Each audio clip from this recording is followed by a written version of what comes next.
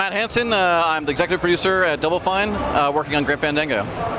So talk a little about the PlayStation 4 and what that opened up for you guys as you went back and remastered this LucasArts classic. Well, I mean, the ability to use the hardware to bring modern graphics and all the amazing technology behind the PS4 allows the game to have all these new features that it didn't have back in 1998. So that's really nice. What has it done for the environment people will be exploring in this game?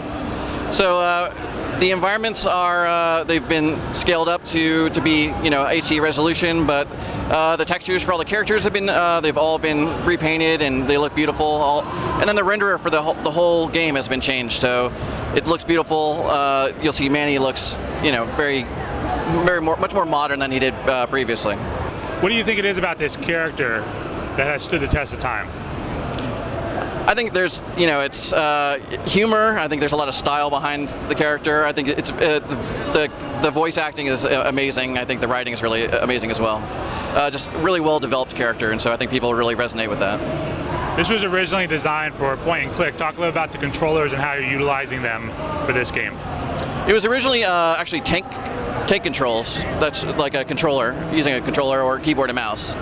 So we actually added point and click to Fandango for the first time for the Vita version, and then we have tank controls were kind of an older way of controlling characters, but we kind of revamped that. So we have a new control style that's much more contemporary, and so you can play that way or you can play the old traditional way. Can you talk about the process of taking this game and bringing it up to date for next gen? So we spent a long time going through the LucasArts archives to all the source assets that we could find, and we found some of them, not all of them. And so all the stuff that we did find, we were able to up-res. We were able to remaster the music. We were able to record a symphony. So it's a process of going through all these assets that were created back in 1998 and seeing which ones we can bring up to a modern, using modern technology to make them look more modern. You guys have the original voice actors that you've gone back and worked with as well in terms of bringing it up to speed.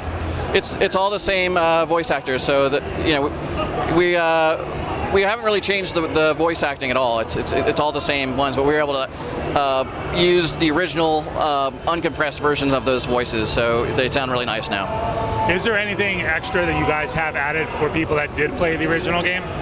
Yeah, so there's director's commentary, there's a concept viewer, and there's tons of little nuances that you'll see about how we've fixed bugs and just little things that just make the game the ultimate version. For the director's commentary as an example, talk a little bit about how that works. Yeah, so a lot of director's commentary is usually one or two, each of the designer or the project lead for it, but we actually got, I think it's 16 of the original developers that worked on the game back at LucasArts back in 1998. So we have all the different disciplines that are involved, and so as you're playing through the game, you'll see a prompt that shows you that there's commentary available, and you can hear from all the different people that were involved in making the game originally. And then what were some of the other extras that you mentioned? Talk a little bit more in depth about those.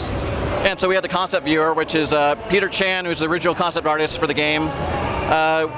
There's lots of art that no one's ever seen before that was locked away, that was never scanned into a computer. So we got all that stuff scanned in, and so people can see all the amazing art that went into the concepts for all the different scenes and characters.